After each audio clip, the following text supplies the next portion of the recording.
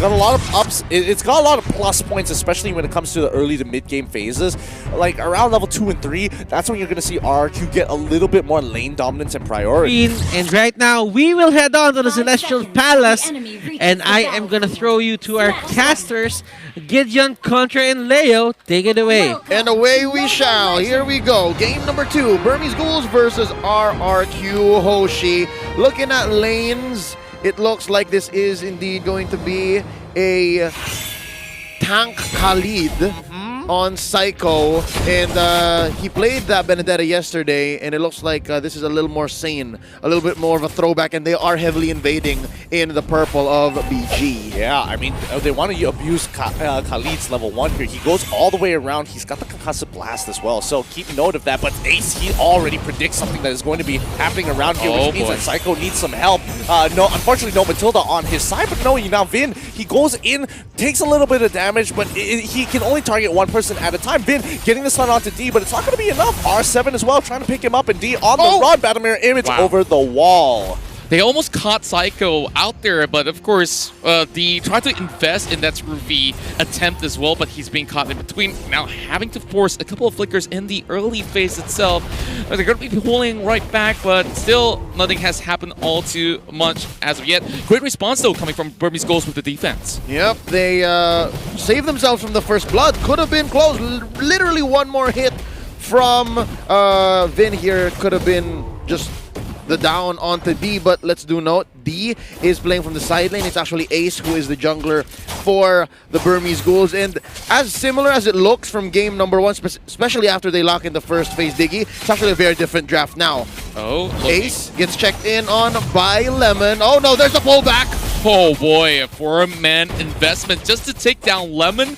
And he still managed to walk away alive. So members inside of RRQ are going to be happy that, okay, we know that all the other members of Burmese Ghouls are already down here. They can definitely start the turtle, but Ruby DD is trying to find a way to pull it away, force the flicker, and here comes the rest of the members of BG. They're already taking a chunk of health away from Psycho.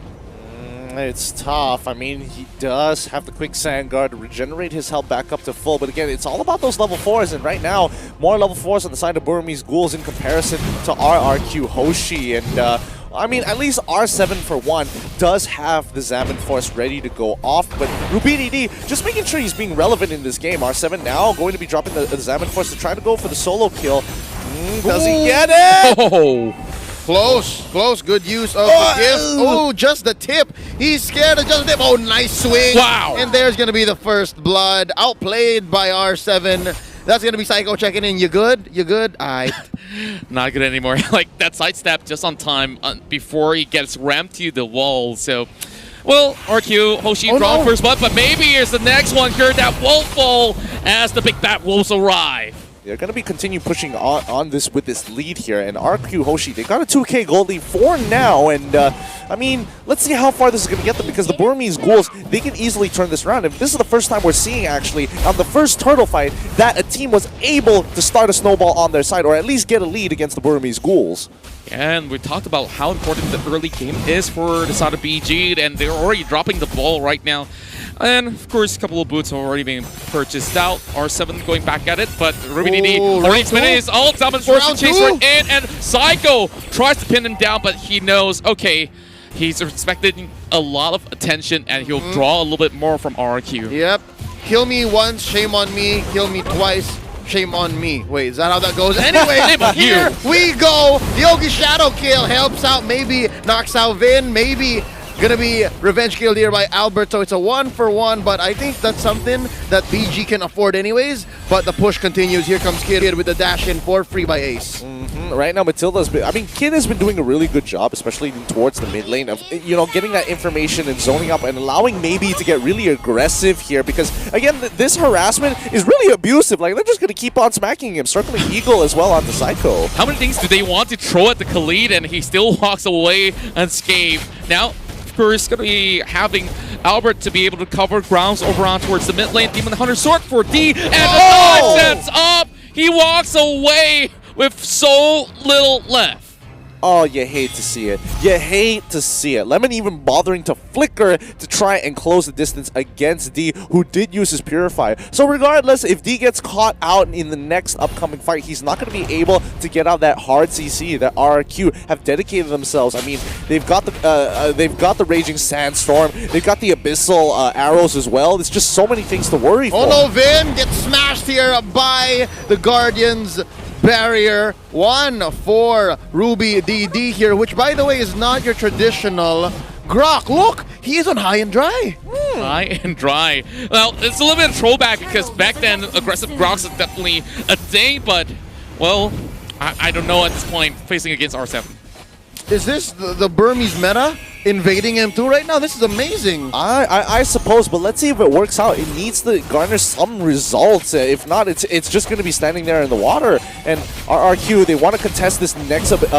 They want to contest this turtle, but can they even get it here? Especially with Burmese Ghouls, they're trenched in hard. But yes, they do. They managed to get a steal. 1-for-1 turtles now. Yeah, and not only that, they managed to exchange it with the turret being taken by the side of RRQ. So a little bit of different sort of objective are on their eyes right at the moment. But they blazing to went on towards Lemon. But how long can he last? He will be able to survive, but the rest of RRQ nowhere to be found to be providing assistance, knowing that he does not need any of that. But having more members being sent right through, they are trying to stop the push. Whoa, Sandstorm right at towards that corner, and time 3.5 has already been popped. Here comes Kid though, knowing that, okay, we've already called off many of these big ticket that was elements. ridiculous regeneration. I counted, what, 2 or 3 ults dropped by the Burmese Ghouls, and RRQ Hoshi was like, okay, let's go. Let's do it again. Quick Sand Guard and the lifesteal on Lemon, but we almost missed it. Maybe goes down. What a quick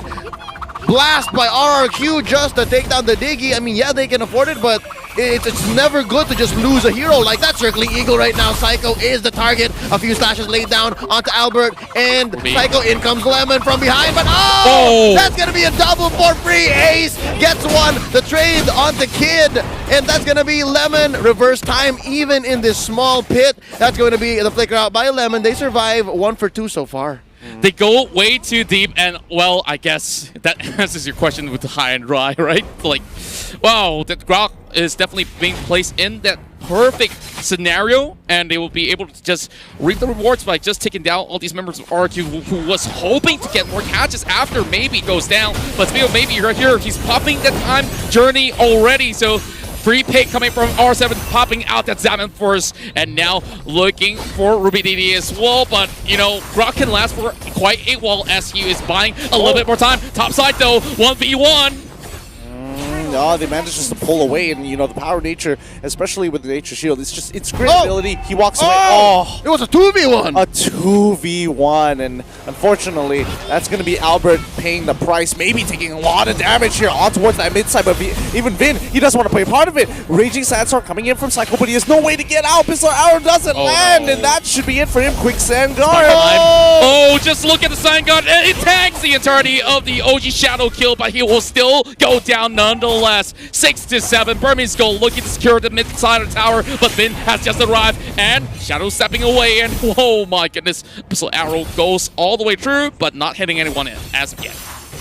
This is a very slow matchup from either side. I mean, both still maintaining the gold lead, and Burmese Ghouls catching up and evening out that score, both to 1-1. Finally, they get that top tier 1. Burmese Ghouls pull ahead slightly, ever so slightly with gold. Check out the items here on the Burmese Ghouls. D already has 2 core items. That is the Golden Staff and the Demon Hunter Sword. Let's check out Ace here. That's going to be a Blade of Despair right now, just now, and the Raptor Machete. That's going to be Psycho spending here the Rampaging Sandstorm. Albert's in a little bit of trouble here. Zaman Force already being popped up, and R7, he's trying to find a little bit of leeway, but in the middle of it all, you can see Psycho tanking every single thing that he can just to buy some time for RRQ. But just look at RRQ. All the OG Shadow kills going to be popped up, but the rest of RRQ, they're shoved all the way back to base with a tick of health. How did they even make it out? Okay, styling and profiling on us. The King of Kings show us. All right, everybody's been running away with 1 health. How about all 4 of us do it at the same time? Oh my goodness. I mean,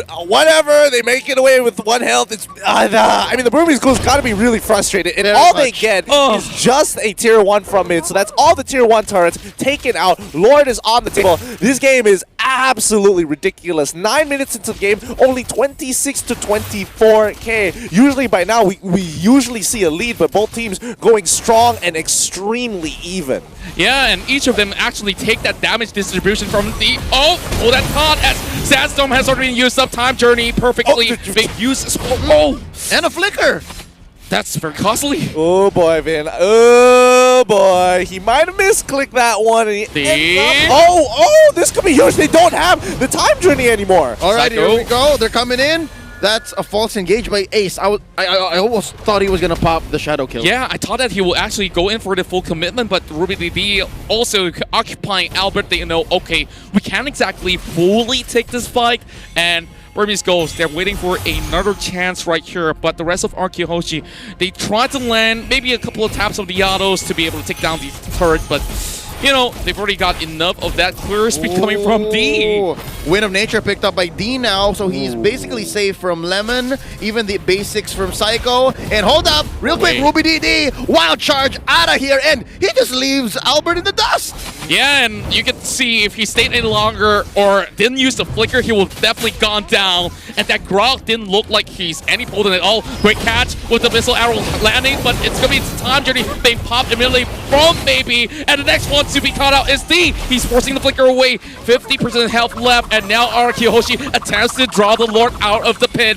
Kit has to respond right now. They're trying to catch Psycho as well, but Lemon definitely going in for a little bit of protection. Over the back, it's going to be a flank coming from the Hayabusa. This might just be it. They're looking for Psycho, and he's going to be putting the quad shadows out there just in case. Great push and pull, but oh boy, we're not getting results here. But Lemon now going in towards mid side. D already popping the blazing duet, trying to stretch the health out. But here comes Ace. Ace will go in for Lemon alongside RubyDD. They get one kill in the process for an exchange against Burmese Ghouls Kid. Oh boy, this is some really good macro coming in for Burmese Ghouls. You could literally see Ace, he's running up topside. There was this fat wave about to crash into that tier 2. And when they see this fight occurring, I would have preferred if D decided to actually, stick around, use the Blazing Duet to his advantage, but he didn't have the ult. So, no choice, he runs up topside and lets Hayabusa stick around. And so far, it went well for them, right? Trading Kid out for Lemon, winning this whole tug of war, because really, RRQ Hoshi could have finished the Lord there, but it took some time for them to say reset, reset, reset, and I think RRQ Hoshi at some point got frustrated.